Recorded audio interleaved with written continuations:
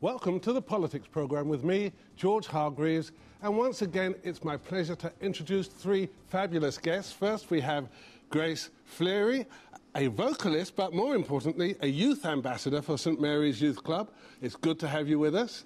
And Ashley Smira, who is president of the Christian Outreach Centres, welcome. And Reza Sabati, leader in the Iranian church and an online blogger and activist. What is such a thing?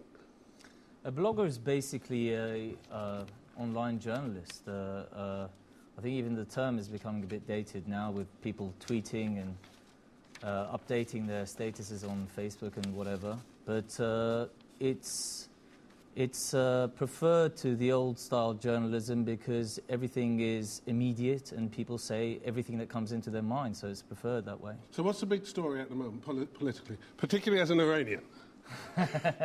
Well, obviously the oil sanctions, how it's going to affect the price of oil in this country. But the broader story is how it's going to affect the economy. Because the economy of Iran or this economy? Every economy. Obviously, it's going to the Iranian economy is going to take a big hit, but Iran exports 20% of its oil to Europe.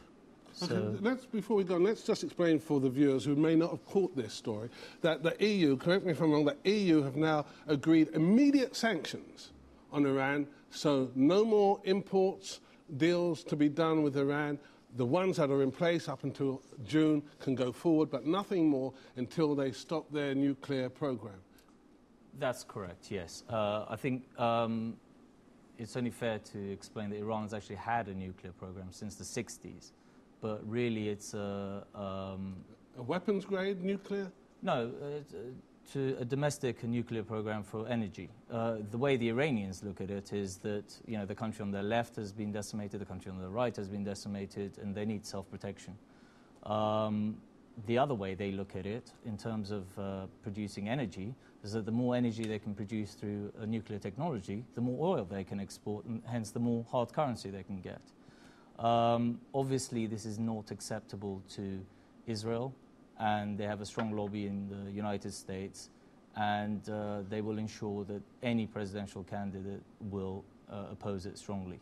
Actually, but does Israel have a point when some of the rhetoric that has been coming from the president in Iran has not been that friendly towards Israel? Has they got a point? Yes. Oh, for sure they have, yes. Yeah. So we have a tension here. What about the ordinary Christians in Iran? Are you in touch with what do they feel about this? Well, there's two sets of Christians in Iran. The converts who have to lay low because of the religious persecution out there, and there's the Armenian minority. I think the country is pretty homogenous. I don't think it affects the Christians in particular, but it's going to affect everyone out there, essentially. I think always when they've imposed an isolationist policy on Iran, it's tended to backfire because famously when they tried to isolate them from the banking system, it actually shielded them from the banking collapse. So it's actually got the reverse action. There is also the point that now their businesses with India and China and Russia are going to be done in gold instead of the US dollar, so it has reverberations for the US dollar as well. There have been threats, actually, that the Straits of Hormuz will be virtually blockaded if this goes ahead. And what impact will that have on us here in Britain and around the world, in your opinion? They said today that it would increase the price of oil by 30%.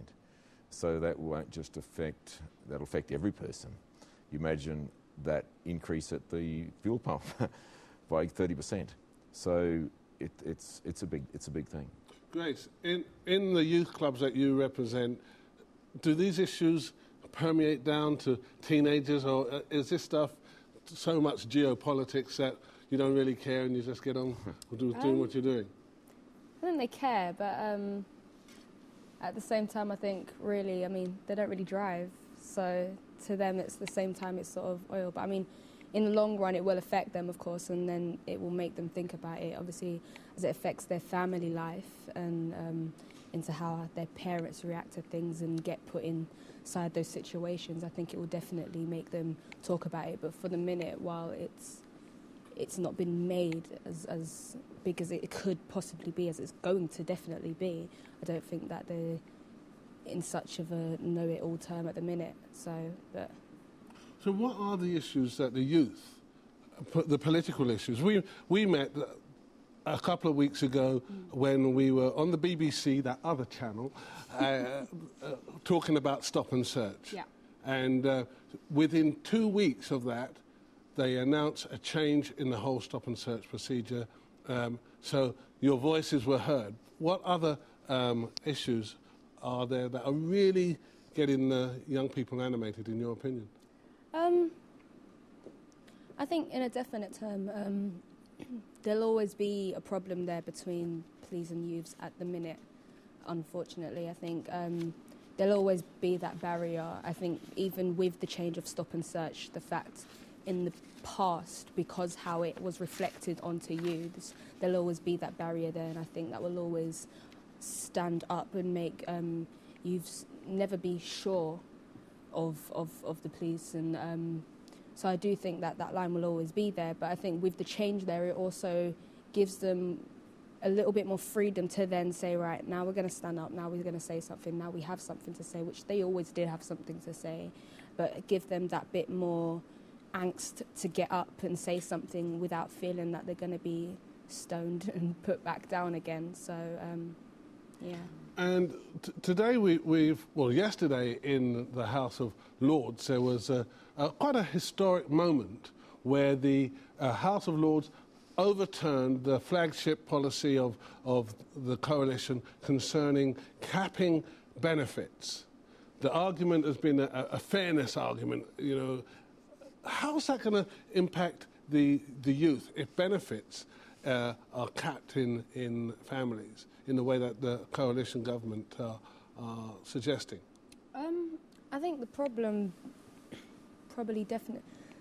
I think a lot of people think that benefits help more than they think. Like, I think they think that benefits help people a lot more than it does. I signed on for a while, and it doesn't help in the way that people think it does. And I think trying to pull it down a bit more and trying to break it apart isn't going to achieve something. It's only going to put them into more horrible situations. I mean, many people talk of the riots and stuff, but in all fairness, most of it was down to criminalism, but to an extent it was also down because people are generally angry. And I think that for youths, it does affect them more that people have in their head of what it does. And I think trying to pull it down it's probably one of the worst decisions possible in order to make it where it's going to go. As a pastor and a churchman, would you agree that capping benefits is a wrong move, the worst thing that could be done? It's very difficult, George, because there's tough decisions that have to be made because the country spent more money than it's had for so many years, and so it's very difficult to say where those lines should be. But just to have it tough cut off here, probably there needs to be some sort of, depending on where people live in the country, according to the cap a bit more, because there's different costs in the city to what there is in the country. £26,000 a year for a household on benefits. Isn't that a wage that somebody could be earning working? Well, possibly, but when you say £26,000, it's misleading because often a lot of that goes in rent. So doesn't everybody have? Yeah, but in London the rent could be as high as £16,000. So, you know, coming back to this point of yes, you know, tough decisions have to be made, sure, but in line with David Cameron's famous line that we're all in it together, it doesn't seem that the tough decisions are being made for those at the very top. Mm-hmm. It certainly is true that the tough decisions are being made for the poorest. And I think the church is slowly waking up to the fact that they've got to answer the question, where would Jesus be? You know, which side of the barrier would he be on? Would he be on the side of the poor, or would he be on the side of the bankers? And, you know, with the slogans outside St. Paul's and everything, I think what's happened in the House of Lords is a reflection that the church is beginning to wake up to what's happening, you know, what's being said in the pubs. But Lord Carey wasn't in agreement with his other fellow bishops who stood against the cap. So how united is the church on this? If someone, a former archbishop, is saying, actually, my colleagues have got it wrong.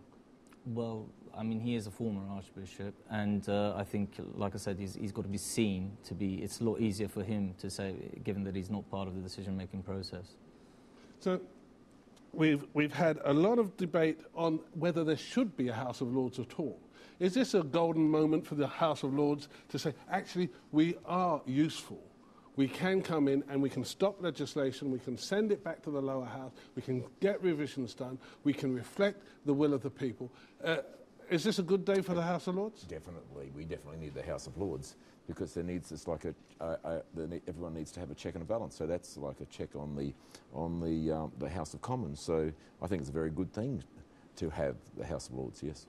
But should it be a different system? There's been talk of proportional representation, there's talk of different systems, or should we just leave well enough alone?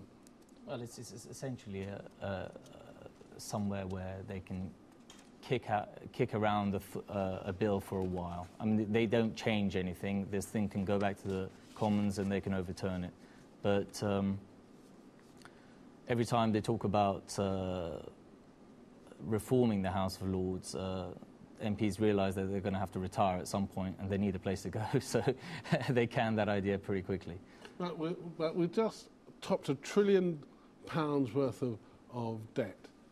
Unprecedented, certainly in my lifetime, to that kind of level of debt. And even this week, Rachel Reeves was saying that George Osborne's pledge of balancing the books by 2015 is in tatters. And isn't she right there? Is this just gone out of control? Well, the debt is a national scandal. I mean, it's arisen because government has lent to banks for free, banks that were out of control and deregulated. So essentially we have an economy and a type of capitalism that is failing, in the sense that if you look at China, where they have a controlled capitalism, it's succeeding. But here it seems that there seems to be a tax on honesty. If bankers, the more they steal, it seems that the more they can get away with. The best thing that Britain can do is actually look at what's happening in the financial markets. At the moment, the banks that borrowed from the government for free aren't lending to small businesses. Yet the worker who can't pay his bill has to go and get a payday loan from a company such as Wonga or any other payday loan company, and they might be paying up to 4,000% per annum for that small loan. So there is a huge disconnect between what's happening at the very top and what's happening at the very bottom. Now, I've just got a email in, so I'll try and make sense of. It comes from Paul Reed. It says, living paycheck to paycheck wasn't working for me. There's nothing else that compares with this. I was almost ready to call it quits. I'm finally my own boss. Now, is that the answer? I see you nodding your head. Tell me more. No, I definitely agree with being self-employed to it all. My mum and my brother both are trying to go as self-employed because for someone like me, as I said in my position, from signing on, I was applying for about 80 jobs a week. 80? 80 jobs a week. And nowadays you go into every store and they tell you we'll do it online. And from doing it online, you don't hear back from probably anyone, maybe one or two. And from one or two, they're very iffy alone. And you do. It gets depressing after a while because you then think, well, from being in school, you learn the traditional way. You go to college, you go to university, you go. And with the rise of university, it's becoming not an option for people of my age and youth younger. And so you then go to the next option of looking for a job. From looking for a job and you're not finding anything, it gets very hard. And so I definitely agree with the self-employed route. I'm proud of him.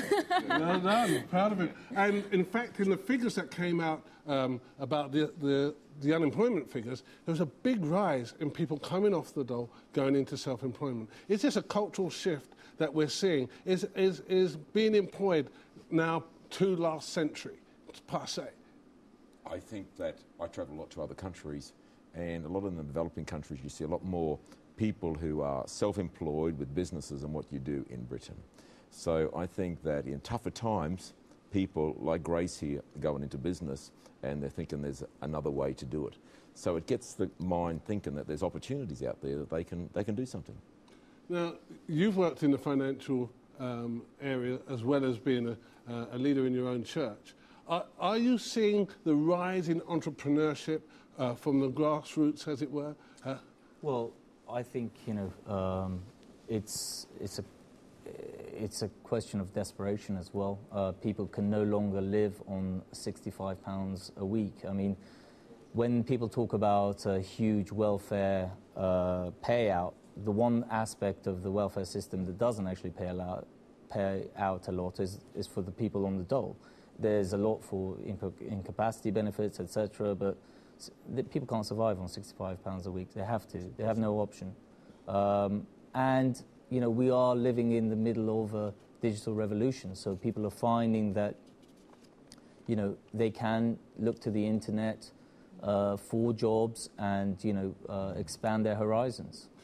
Look, talking about jobs, Vince Cable, our business secretary, made a comparison between the bankers and footballers, and saying that the footballers we got it right in football. If you succeed as a manager, you're well paid, or as a player, well paid. If you don't succeed, you're out of a job, and you're out of a job quick. Whereas bankers get knighthoods, as it's Fred Goodwin. We're now debating whether he should get his taken away. Is this debate that the public is having about compensation and remuneration, is this going to change our society effectively over the next 3 or 4 years to a different kind of reward culture than we've seen before? It's absolutely key. I mean, there's an economic term, moral hazard. If people have the wrong incentive structure, capitalism fails. If you're not going to be awarded for good work, capitalism fails. There was a culture up to 5 years ago where chief executives would get their buddies to be on remuneration committees, and everyone would be very well paid, no matter what the company was achieving. We saw it famously in the banking sector, where people were essentially giving mortgages to anyone who gave them along, regardless of whether they had a job or they were called ninjas, No income, no jobs, nothing. And basically, they didn't care what the status of the bank was or how well the bank was doing. All they cared about is how much extra bonus they were going to get. Well, if you have a comment, you can email us live at revelationtv.com. We want to hear your comments on what we've spoken about already and what's to come. We're going to have a look very soon at what I was doing in the States, but talking about big earners. One of the biggest earners in America is a guy called Mitt Romney, who happens to be running for the nomination of the Republican Party for the presidential race later in the year. And he was rather forced to make his tax returns known. And we learned that he earned, in America, £27 million between 2010 and 2011, and paid just £4 million in tax, working out to less than 14% tax. Is that fair? He did say that he didn't pay $1 more than he had to, but there's probably the law that's wrong then at that rate, isn't it? So the law is an ass, and will he, as president, do you think, change it? And as a Republican, is he going to raise taxes, or should it be brought down to maybe everybody pays 13.9%? I think, the question of fairness is probably the wrong question when you're dealing with America, because they have a very different culture towards wealth than we do over here. They champion success, whereas over here we're more downbeat about people doing well, famously Branson, etc. But every time Obama talks about fairness, they slap the label of socialism on him. But every time... Is that unfair? It is unfair, yeah. Why because, is it unfair? Well, because the American culture has got such a narrow... it's got such a narrow scope of their politics that they don't really have a left and a right, so to speak. They're all vaguely in the middle, and there's not that much policy-wise between the parties. So when we talk about socialism, we think France, but we forget that Tony Blair called himself a socialist, and they would never consider Tony Blair a socialist in America. Well, I've just been out in the States, and you'll hear the Republicans talking about small government, and they'll characterize the Democrats as big government wanting to get into your business on every level. And you're saying that you don't think there's such a dichotomy really in America. And what do you base that? Well, if you look at the policies or the differences even in tax brackets, but they're not talking about European-style differences in taxes whereby you'd have 50%. No, they're talking about 5 to 10% difference in tax rates. So there's not that wide a difference. You know, they're both center-right parties, even the Democratic Party. Australia, what do they do over there? You hail from Australia. We would be closer to Britain, very, very close, similar to Britain. Our taxes, yes. Your taxes. Well, but we haven't got £1 trillion debt over there, though. Oh, yeah, you kind of escaped that. You dodged the bullet. You dodged the bullet. Well, at this part of the programme, I want to move on to our hot topic. And our hot topic is, indeed, the American race, the Republican Party race, and an interview that I had with Rick Santorum. Rick Santorum, an evangelical Catholic. I met him in November when hardly anybody had heard of him. He was 3% in the polls. I met him in church at the Walnut Creek Evangelical Church in Des Moines. And when I met him, I was impressed, and we arranged that later in the campaign we'd sit down together. And we have, and this is the interview that I did on Saturday night, just after the results were given for the South Carolina primary. Here's what Rick Santorum had to say to me in this week's Hot Topic. Hot Topic.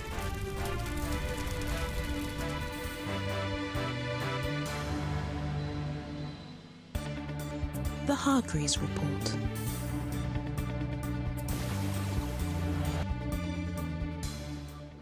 There are millions of Christians around the world excited at the prospect of a born-again, Bible-believing Christian president of the United States. And that's why it's a great pleasure for me to have here tonight Senator Rick Santorum. Thank you, Senator, for being with us. Pleasure to be here. Met you first in church. That's right, in Des Moines. Yeah, Walnut Creek Church in Des Moines. And you said something to me on that occasion, that you had a constituency of one. Tell me about that constituency. I usually say that, and I point my finger in the air. Not for one, but for one. That's who you're accountable to. And obviously you have a constituency that you serve. You have a country that you serve. But the ultimate person you serve is God, and you have to do things that comport with His laws. And that's what I think America has always been about, is a country that tries to achieve, always falls short, of course, but tries to achieve a society that tries to live up to the high moral standards that were set forth for us by the Bible. And it is in fact, if you look at the Declaration of Independence, which is our founding document, it specifically mentions that our rights come to us from a Creator, and that Creator, when He gave us rights, the God of Abraham, Isaac, and Jacob, gave us responsibilities to exercise those rights in a way that are conformity with His laws. And that's always been, as I said, the credo here in the United States, that we try to have our civil laws comport with the higher sacred law. Sorry. I understand. When you were on the Huckabee debate, and you said something that blew my mind. I was in my hotel room and I said, am I really hearing this? You talked about people asking for a truce on family values and biblical values. And you said that truce equals surrender. And you are not for surrender. No. truce in a situation where 1.2 million babies are being killed every year through abortion. A truce where the institution of marriage is already under assault in several states here and has been changed. Truce where we are funding with federal dollars embryonic stem cell research and destroying human life for the purposes of doing research. That is no truce. So we're not allowing prayer in schools where you're making, as what happened yesterday, where you're making the Catholic Church and other, the Catholic Church in particular, to have in their insurance policies contraception and abortifacients as things that are specifically prohibited by the church. Now the church is required under the federal law to carry in their insurance, in other words, subsidize it with church dollars. Religious liberty is very much under assault here, and this administration is one that is as hostile to faith as any in the history of our country. And you have a combination of these things. A truce is not acceptable. We are not in a position where a truce is winning, it's losing. Now, you mentioned abortion. The Bible says that the hearts of the fathers should be turned to the sons and the hearts of the sons to the fathers. If not, there'll be a curse on the land. And as a preacher, I can't think of any example of the heart being turned against the sons than abortion. Yes. As president, what can you do to reverse that? Well, I mean, there's a variety of different things you can do, both from the standpoint of pushing forth legislation and even constitutional amendment, where I'm an advocate of the personhood amendment, and have a discussion in our country about when does life begin, and that's a scientific fact. I don't believe that life begins at conception. I know life. We can know this. We know that life begins at conception, and as a result of that, then we have to have a law that reflects the fact, and we don't.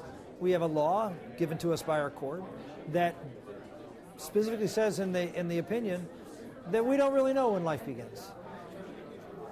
You know, you can argue about opinions. You're not permitted in a court of law to have different opinions on the facts, and so we need to have an education, an educational moment for our country, and bringing up legislation and having public debates about this on important issues is something that I have engaged in the past and will so in the future. And you're a lawyer, so you know a little bit about law. I do. Now, the other hot topic, and it certainly is a big one in the UK, where it's in our parliament at the moment, is a whole definition of marriage. And where's your position? What would you do as the next president of the United States to define marriage as between a man and a woman as we see within the Bible? Marriage existed before government existed. Marriage existed really from the beginning of time. The idea that men and women are complementary, and in fact they are. It is natural. It is the way not just God intended, but nature. If you're not a believer in God, then nature clearly intended men and women to come together and form unions, to allow the species to continue, if at a minimum. And of course, in the case of civilization, men and women and marriage was an essential component of a healthy and stable society, of the best possible place to raise children. And when a society says that we no longer see this as a special relationship, that it is simply one of a number of relationships that have equal validity, then what happens is you ultimately deny children their birthright, which is to be raised by and loved by their mother and their father, because you don't encourage it, you don't hold it up, you don't treat it as something that is special and needs to be nurtured. Society, habit, and culture are vitally important things. Obviously, the British culture, how does that shape and form a society?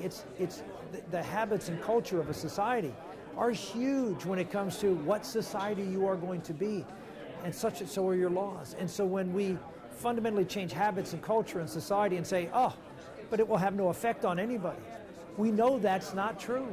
The question is how deleterious of effect, and I believe it will be profound. We need to close, but a couple short questions. You mentioned the phrase special relationship. And when we hear that in Britain, we think of a special relationship between the Britain and the United States. Santorum administration, would that be a strong and special relationship again? Because we kind of feel it's waned a little under the present administration. Well, we'd be asking for that bust back on the Oval Office of Winston Churchill. He's one of my political heroes. Read a lot about Churchill, and have a tremendous amount of respect for two other British figures in history. William Wilberforce. I had a plate, the Wedgwood plate. Am I not a man and a brother? In my office in the United States Senate when I served in the Senate. And I also had a portrait of St. Thomas More as someone who, again, was a man of great courage and willingness to stand up for his values and his principles. And so I've learned a lot from people and personalities in British history, and see without question a special relationship between those two countries that must continue, not just for the benefit of our two countries, frankly, for the benefit of the Western world. One other special relationship, Israel. And many Christians believe that we need to support Israel. Where would the Santorum administration? I would say that's another very special relationship with the United States, that Israel is our sole dependable ally in the very, very troubled region of the world, and is one that needs a dependable friend. And we should and must be that dependable friend. We should not be using Israel and the plight of security plight of that country to political gain for us, or to even some other types of geopolitical gains that this administration has tried by trying to curry favor with those who are anti-Israel, anti-Zionists around the world. They are a friend. We stand by our friend, and I think you won't see an administration that has a stronger record on Israel than mine. Well, I want to thank you for spending time with us. It would be remiss of me not to congratulate you on your tremendous win in Iowa. And as you opened your own speech, 3 winners, what a great country, a wide open race that we're believing God for you to come through. There are 500,000 Americans in the UK. One final word to them. How can they help? How can they, you said, wide open race, join the fight. How can American voters and other supporters who are non-Americans help the Santorum campaign from abroad? We've got internet and everything. How can we do it? The first thing is prayer, obviously. Please pray for us. Pray for my wife, Karen, and our children, for that hedge of protection around them. This is a very, very stressful and trying thing that we see. There's a lot of people who are filled with hate, that don't share the values that I do, and find our position one that where they can't tolerate. It's very interesting that so much you hear about the intolerance of Christians, when in fact it's just the opposite, the intolerance of those who don't hold those values, because we are taught as Christians to love and to respect every human life, and to be tolerant of behavior. But that doesn't mean to be accepting of that behavior, or accepting of different. When I say accepting behavior, when people do wrong, we may tolerate it and don't treat them as bad people, but that doesn't mean that they don't do bad things. And we do that all the time in America. We punish people who do bad things and break laws, but we also have forgiveness, and we also have, we give them an opportunity to change and amend their ways, and that is at the heart of Christianity, at the heart of what I believe.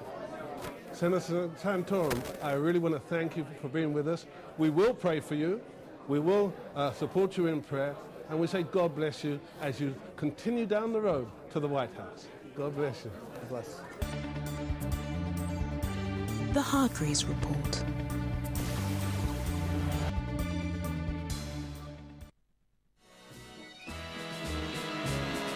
God bless America, land that I love. Stand beside her and guide her through. So that was Senator Rick Santorum here in South Carolina on the night of the South Carolina primary. And now Senator Santorum faces his biggest test. And I don't mean Florida or any other primary, but the test that the Bible speaks about in Proverbs 27:21. It says that the crucible for silver, the furnace for gold, but man is tested by the praise he receives. And much praise will be heaped on Senator Santorum as he continues to stand for biblical principles and for the things of God on the way to the White House. Pray for him as he's asked. Thank you for being with us.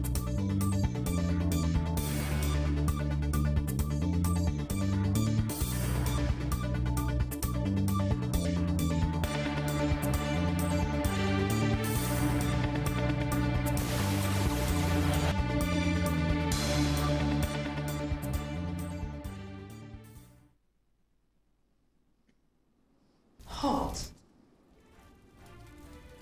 That was the interview I did this weekend in South Carolina. What did you think? I thought it was absolutely fantastic. I have never heard that man speak like that before. And so I think, wow, he has got substance to what he's saying. He really is. So I just would like to see that put on more stations. Well, or over and over, a few times more on Revelation, a few other stations, because that's a good message. well, you're the internet man. How are you going to get this? Well, firstly, do you agree? Well, I tend to be a little bit more skeptical because politicians tend to talk to their base in a run-up to the presidential elections, but when it comes to actually, when they become president, they tend not to deliver. I mean, abortion is a big issue in America, and it's a big issue among Christians. Some people say that the abortion factor was what got Bush into office, but we now know that the statistics show that abortion went up under George Bush, and it's just been interesting to see if the rhetoric matches what he does. There is a prevailing wisdom in the blogosphere that a half-decent, electable white candidate could beat Obama. Santorum seems to be that guy because Newt Gingrich has a lot of baggage. Mitt Romney is a Mormon and is not generally liked by the Christian community because for Christians the Mormon faith is a cult. And so it's just a test of money, as always in American politics. If he can get the money to run, he has a strong chance. Grace, I'll let you come in here. What was your thought of that? Had you heard of Senator Santorum before?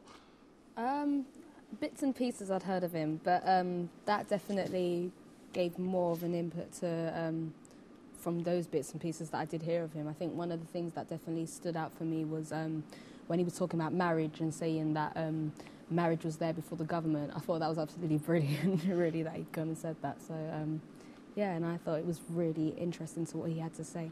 So thumbs up or thumbs down, or is it... Thumbs up for me, because he wasn't saying this to Americans. He was saying this to you to broadcast over here, and I know some people in America would be listening to it, but you're we hearing... had some people on the on the email. We'll come to those in a moment. Yeah, but and I know politicians can say something just to their people to get elected, but he wasn't just doing that. I think that's his standard. He's got values. Yeah, well, if you go to on the web, I went to OperationChristianVote.com today, and I heard his speech in the very first Republican debate, and it started off with that same line about no truce. Mm-hmm. And I looked at it, I thought, oh, we just had that conversation, but he was saying that in the first debate. And this is one of the things I personally found very exciting about him, is that he's actually been consistent with his message all the way through, even when he wasn't being noticed. Back in November when I met him in the 3% in the poll, he was talking about the constituency of one. Now, of course, you know me, I am totally impartial. I'm neither left nor right, I'm up. But I was impressed with what I heard. And yes, he knew it was for British TV, but I think he also knows this is going to be out on YouTube after the show. This will be, anybody can go and see this on YouTube. The blogosphere will pick up on this, and I think it will go a little bit viral, and people say, well, this is what he's just said. But do you think he gave good account of himself? Has he done? He would have done things like this when he's doing his electioneering in America, though. Yeah. We haven't seen that on TV over here, but the BBC wouldn't put that on there.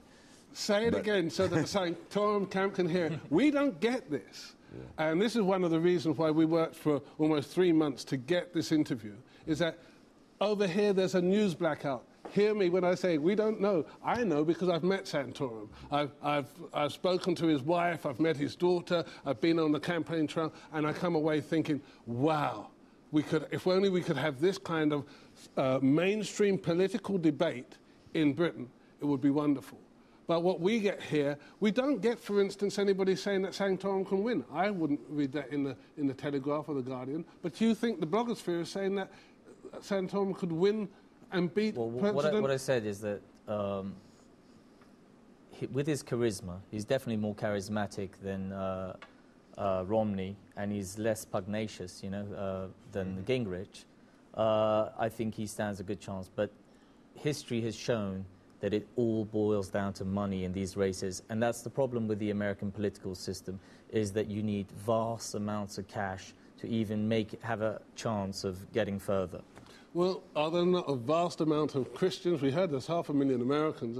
Even if 1% of those were Christians over here, sending a few contributions. Not that we can't campaign for people. I'm just giving an argument here that once a message comes out, once they start to see who this guy is, can't he raise the money? He's won in Iowa. He's beat Romney. He's beat Gingrich. He's done it once. He could do it again. I think the Americans are quite savvy when they do give money. They want to back a winner, basically, and it often depends on his momentum. If they see him gaining ground, they will give him cash. I mean, that's the way it works out there. But the problem is, and there has to be a caveat when you look at a man's personal belief and how much he has the power to impact policy once he gets into office, because Obama famously cannot implement most of the promises that he made out of office. He was such an attractive character when he was, giving his messages, but Americans are a bit disillusioned that he hasn't delivered on a lot of what he promised because of the gridlock in the Congress, Senate, and the American political system. Well, a couple of points I'd like to make. It said, I heard this great phrase, and I think it's what you're saying. You don't, in American presidential elections, whether they be primaries or whether they be the general election, you don't beat a presidential candidate, you bankrupt him. The other one just runs out of money, and just doesn't have enough money. So money really counts, but are there not alternatives to money? People power. If the Christian community around the world saw that, I like to think that, Raza says about history says this, but let's not always just go by history. Let's go by where you want to make some history. So I tend to think, let's believe that God can intervene in an election and give favour.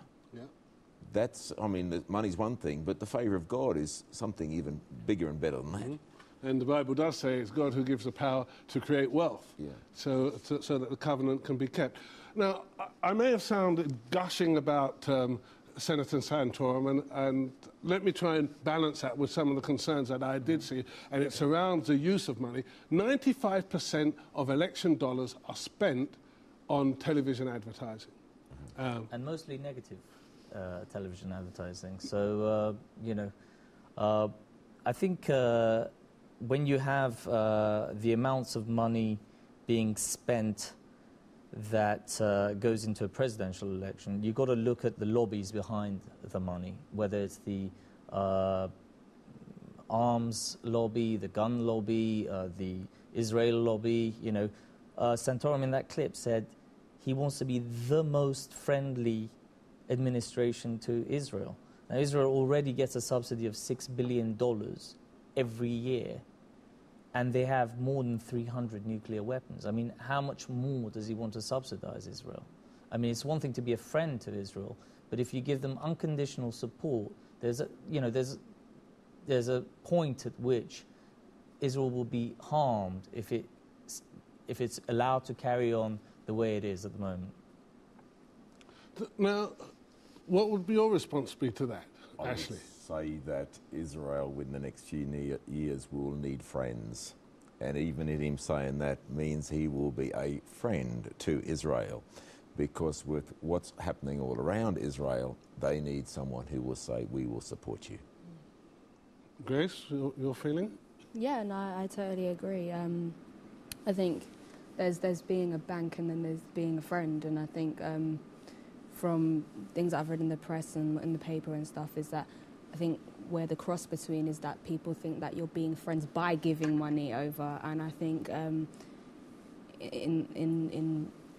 in how we react, especially as Christians, is that you have to understand being a friend is a friend. You know what I mean? And I think I understand if like before in saying that definitely he needs, if he's going over there, he's going as a friend to say, we support you and we'll bring from what we know there to help you and understand in what you have and what you learn and help them in other ways to come across from, because they've had so much hard times in what they've had to go ahead from.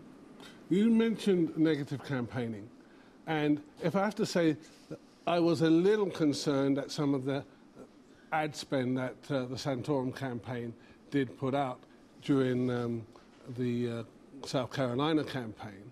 And it wasn't the kind of rabid attack ads, but I remember being in my hotel room, seeing an ad, and it was going on about the other candidates. And it was only at the end that it said, but the alternative is Rick Santorum. And I'm thinking, actually, you spent 80% of your advert telling us the name of the other side, where surely it would have been better to tell us that you actually have been a senator.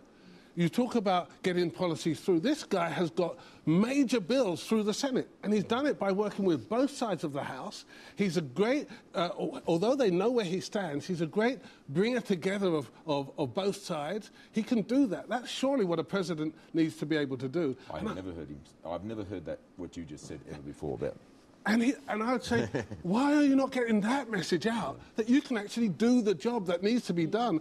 You know, it would seem the common sense thing to do, but the prevailing wisdom in advertising is that negative ads work, and that's why they get the dollars to, you know, they spend so much on them. Well, often the prevailing wisdom is blown in the wrong way. Yeah. I know as a politician, I tried negative advertising big time. You may remember that, you know, a great target for negative advertising would be the BNP, one would say. I did a major advertising campaign, and Christians didn't like it. It turned them off. And my big fear is that if he goes negative, it would turn off the core vote. Christians like myself will say, oh, don't go there, don't get sucked into that. You know, I think it was Reagan who said that Republicans should not fight Republicans. It reminds me of that African proverb, which is very potent for the Republicans. It says, when two elephants fight, it's the ground that suffers. And I would say, let Mitt Romney tear off a strip of Newt Gingrich and vice versa, and be the man that stands aside and tell people, this is what I can do. This is what I have done. This is me, the son of a steel miner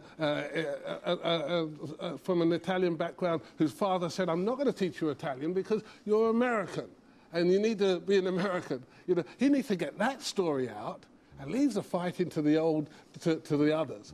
I think that would up his game, and that would, I think, be a breath of fresh air within this political race. I think, sort of, as a Christian, sort of the marker you're looking for up and above the rhetoric is whether he would, if he fails, act as a vice president to another candidate. Because if he does, then I think, you know, to quote Newt Gingrich, a lot of what he's saying now is baloney. Because if he's willing to play second fiddle to, say, Romney, that doesn't bode well from a Christian perspective. We saw Hillary Clinton do a massive negative campaign on Obama, whether you'd like him to be the guy answering the phone at 3 o'clock in the morning, and he turned out to be pretty adept at that, you know, taking out Osama bin Laden. And, you know, she's in the background looking at him with admiration. So it backfired in her life, you know, in her career, running those negative ads. And so for Santorum to prove his chops, as it were, it really requires him to say, will he run as a vice president with the other candidates? And that will be a marker, a true test of his integrity, up and above the rhetoric. And you think if he says he would do, that he lacks integrity? I think so. I think so, from my perspective, at least. But remember that when Mitt Romney was running the last time round, Santorum supported him. Yeah, and that doesn't, like I say, you want him to talk about his record, and there are some things I think he would rather not share. But what would you say to that? I think that would not disqualify him if he would say, well, I'd be second to Mitt Romney or second to Newt Gingrich. I think that in that position he could still get something through and get something done. I think that position is influence. Yeah. So I wouldn't write him off because of that. I'd probably think better of him. Is it not better to, Grace, to have a seat at the table, be salt and light within even a Mormon presidential administration? Not if it sells you out. Sorry? Not if it sells you out. I don't know. I think. If it sells you out, then you're not being salt and light, surely. Yeah, I think if you're trying to say that you're one thing and then you go against entirely in order to put your feet underneath the table, then should you really be at the table to begin with? But if you were to say, I'll only sit at the table if my main issues that I've campaigned on, that I've done well in the polls on, can be carried through in this administration. Because remember, both Gingrich and Romney will tell you that they're pro-life. Both Gingrich and Romney will tell you that they are pro-marriage between a man and a woman. The problem is that, like you said earlier, people don't believe that they would see it through. And they do believe that Santorum would. I think you're probably right there. I think it's sad if Christian leaders start to... And as Christians, we can only look at the life of Jesus as an example. And Jesus never sought a place at the political table. It was very accessible to him. John the Baptist didn't seek a But place surely Jesus was King of Kings, Lord of Lords. He was the top guy anyway. Didn't need to seek it. And he made that clear to... Did he not make that clear to Pilate? You know, that actually you ain't the boss here. Right. But the broader point I'm making here is that if he wants to be aligning himself with Romney and what Romney stands for, together with the Mormon faith, which, you know, it's not easy for the Christian leaders. I mean, Joel Osteen, when they asked him, what do you think of the Mormon faith and Romney running, he said that I believe he believes that Jesus is Lord and Savior. But that's not that's not what the Word of God teaches. The Mormon faith is not compatible with salvation. And as long as that's made clear, because it's not clear, because they call themselves the Church of the Latter-day Jesus Christ and Latter-day Saints, and as long as there's no confusion about what the Mormon faith is, then I think it can function in a secular environment. We've only got a couple of minutes. Would he be unevenly yoked if he was vice president with... If Mitt Romney got chosen and then he became the running mate to him, I do not believe that. I believe that he could at least be in a place of influence. Because it's... Yeah, that's what I think. OK, we've only got 2 minutes, and we've had loads of emails coming in. We've had one from the States, from Doug Breitbart, who says, narrow politics in the US? What about the 99%? That is the majority now. I think there's a reference there to yes, and at the moment, I don't think the movement's spread enough, but we'll see. We'll wait and see how it pans out. Another one, Samuel Newman. The hard facts are when we adhere to the Bible in all its commands and rules, we flourish. The world is in a mess because the very countries that were most blessed by putting God first and obeying the word have been deceived by Satan through greed and rebellion. We need to humble ourselves before the Lord and ask for forgiveness and new life from our precious and only kind and loving God, Yahweh. We are fooling our individual selves and as nations if we forget we are here because of our Creator and ultimately lost without Him. We can only live this life for a short time like other past Jewish nations who forgot the Lord. And we've got Bobby.